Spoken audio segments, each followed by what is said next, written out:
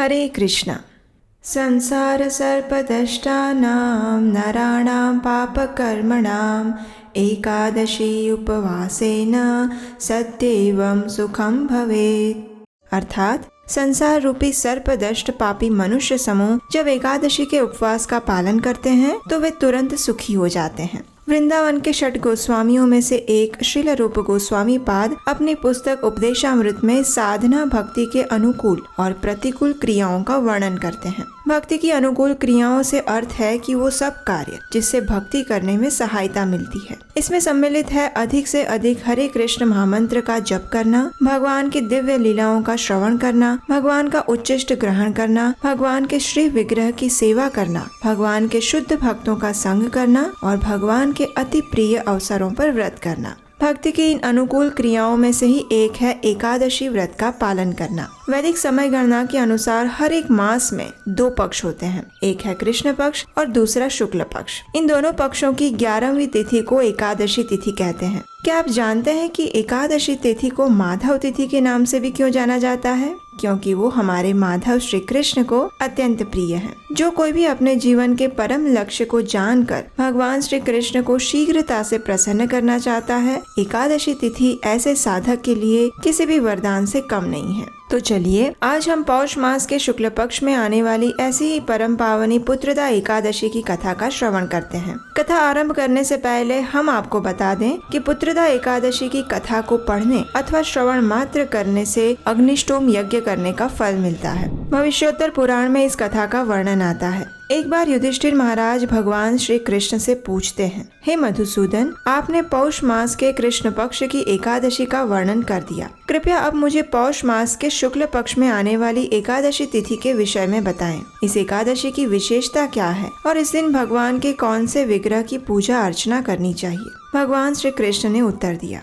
हे राजन, पौष मास के शुक्ल पक्ष में आने वाली एकादशी को पुत्रदा एकादशी कहते हैं। इस एकादशी का पालन करने से व्यक्ति की भौतिक इच्छाएं पूर्ण होती है और आध्यात्मिक जीवन में भी प्रगति होती है। ये एकादशी निसंतान दंपतियों के लिए भी एक वरदान समान है, क्योंकि अगर कोई पति पत्नी संकल्प के साथ निष्ठा पूर्वक इस एकादशी का पालन करते हैं तो उन्हें निसंदेह संतान प्राप्ति होती है। क्योंकि ऐसा ही कुछ हुआ था भद्रावती नगरी के राजा सुकेतुमान के साथ भी। हमारे भारतवर्ष में कई समृद्ध एवं गौरवशाली राजा हो गए। उनमें से एक थे राजा सुकेतुमान, जो कि भद्रावती पुरी नामक राज्य के सम्राट थे। जैसा कि भगवान श्री कृष्ण भगवत गीता में बताते हैं कि ये संपूर्ण भौतिक जगत एक दुखालय है जिसमें कष्ट और पीड़ा नित्य है। इसी सिद्धांत के अंतर्गत राजा सुकेतुमान के जीवन में भी हर सुख समृद्धि होने के बाद भी एक भारी कमी थी, और वो ये थी कि राजा सुकेतुमान और उनकी पत्नी रानी शैब्या का कोई पुत्र नहीं था। एक योग्य पुत्र न होने की कमी दिन रात राजा सुकेतुमान और उनकी पत्नी को खल रही थी। राजा की ऐसी दयनीय स्थिति को देखकर उनके दुखी पितृ भी यही कहते, राजा के बाद और कोई ऐसा नहीं दिखाई देता जो भविष्य में हमारा तर्पण करेगा। और ये सोचकर राजा के पितृ भी उनके दिए हुए जल को शौकोच्छ्वास से गर्म करके पीते थे। अपने दुर्भाग्य को कोसते हुए एक दिन राजा घोड़े पर सवार होकर बिना किसी को कुछ बताए वन के लिए निकल पड़े। वो वन अत्यंत रमणीय था। भगवान की सृष्टि अपनी पूर्ण सुंदरता पर थी। राजा उस वन में घूम घूम कर भालू, मृग एवं अन्य पशु पक्षियों को निहार रहे थे। मार्ग में कहीं सियार की बोली तो कहीं उल्लू की आवाज सुनाई पड़ती थी। समय का कुछ पता नहीं चला और राजा भूख और प्यास से विचलित होने लगे। कस्तूरी को ढूंढते हुए मृग की भांति जल की तलाश में भटकते हुए राजा को एक सरोवर दिखाई दिया। इसके आसपास ऋषि मुनियों के आश्रम थे। केवल उन आश्रमों को देखने मात्र से राजा का दाहिना नेत्र और दाहिना हाथ फड़कने लगा, मानो अब उनके दुर्भाग्य का अंत होने वाला था। उन आश्रमों में रह रहे मुनियों को देखकर राजा अत्यंत प्रसन्न हुए एवं मुनियों को उचित आदर सम्मान प्रदान करते हुए उनकी वंदना करने लगे। स्वभाव से ही अत्यंत कृपालु ऋषि उनसे अत्यंत प्रसन्न हुए। राजा ने आश्चर्यचकित होकर उन ऋषियों से उनके सरोवर के निकट एकत्रित होने का कारण पूछा। इसके उत्तर में वह मुनिगण कहने लगे, हे राजन, हम विश्वदेव हैं। क्योंकि माघ का मास निकट आया है, इसलिए हम यहाँ पर इस सरोवर में स्नान के लिए एकत्रित हुए हैं। आज से 5वें दिन माघ का स्नान आरंभ हो जाएगा। केवल यही नहीं, आज का दिन अत्यंत शुभ है, क्योंकि आज ही पुत्रदा एकादशी भी है, जो कि हर तरह से परम कल्याणकारी और मनुष्यों को पुत्र प्रदान करने वाली है।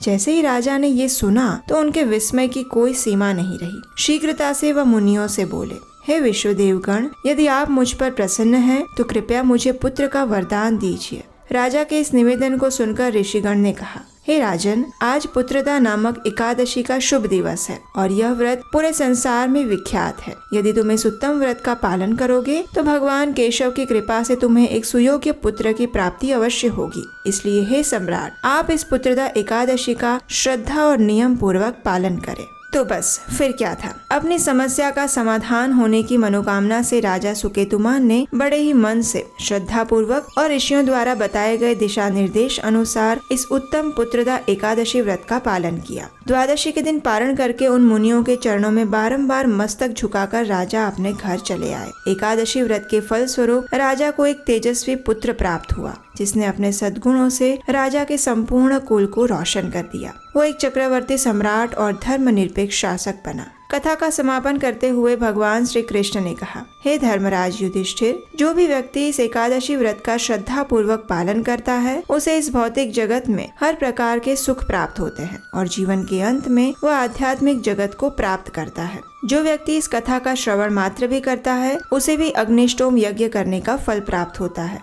इस एकादशी व्रत की कथा से हमें दो मुख्य बातें सीखनी चाहिए। सर्वप्रथम ये कि ये भौतिक जगत केवल कष्ट और पीड़ा का स्थान है। ब्रह्मा जी से लेकर एक चींटी तक कोई भी प्राणी इस भौतिक जगत में कदापि सुखी नहीं रह सकता। और दूसरी बात, भगवान की शक्ति स्वरूपा एकादशी ऐसा फल प्रदान करने वाली है जिसके आगे इस भौतिक जगत का कोई भी दुख टिक नहीं सकता। अतः हर एक जीव को देवी एकादशी की शरण ग्रहण करनी चाहिए और जो मनुष्य एकाग्र चित्त होकर पुत्रदा एकादशी का व्रत करते हैं वे न केवल इस लोक में पुत्र रत्न से धन्य होते हैं बल्कि मृत्यु के पश्चात स्वर्ग में निवास करते हैं। यदि आप भी सौभाग्यवान बनना चाहते हैं एवं भगवान की भक्ति प्राप्त करना चाहते हैं तो निश्चित तौर पर इस पुत्रदा एकादशी व्रत का पालन करें। उपवास का अर्थ ये भी है कि हम इस दिन भगवान श्री हरि के और निकट जाएं। इस दिन कोई भी भौतिक क्रिया जैसे कि टीवी सीरियल्स या फिल्में देखना, व्यर्थ की बातें करना, अत्यधिक सोना इत्यादि वर्जित है, बल्कि इस दिन भगवान की असीम कृपा को प्राप्त करने के लिए हमें अपने भक्तिमय कार्यों को बढ़ाना चाहिए। इस दिन अधिक से अधिक हरे कृष्ण महामंत्र का जप करना चाहिए और कृष्ण कथा का श्रवण करना चाहिए। अगर आपको इस कथा का श्रवण करके लाभ मिला है तो इस लाभ को अपने परिवार और मित्रों को भी दीजिए और इस वीडियो को उन्हें शेयर करिए। इन वैदिक कथाओं के प्रचार कार्य में अगर आप भी हमारी सहायता करना चाहते हैं तो स्क्रीन पर दिए गए नंबर पर अपना आर्थिक योगदान भेज सकते हैं। आपके द्वारा प्राप्त सहयोग से हमें शास्त्रों से प्रमाणभूत वैदिक कथाओं को यथा रूप में बिना किसी मिलावट के आपके समक्ष लाने में सहायता मिलती है। बाकी अप्रमाणभूत और काल्पनिक कथाएं तो आपको YouTube पर कई मिल जाएंगी। तो चलिए भगवान श्री हरि को प्रिय इस परम पावनी और त्रिभुवन कल्याणी पुत्रदा एकादशी का श्रद्धा और निष्ठा पूर्वक पालन करते हैं और अपने जीवन के अंतिम लक्ष्य को प्राप्त करने की दिशा में अग्रसर होते हैं। हरे कृष्णा।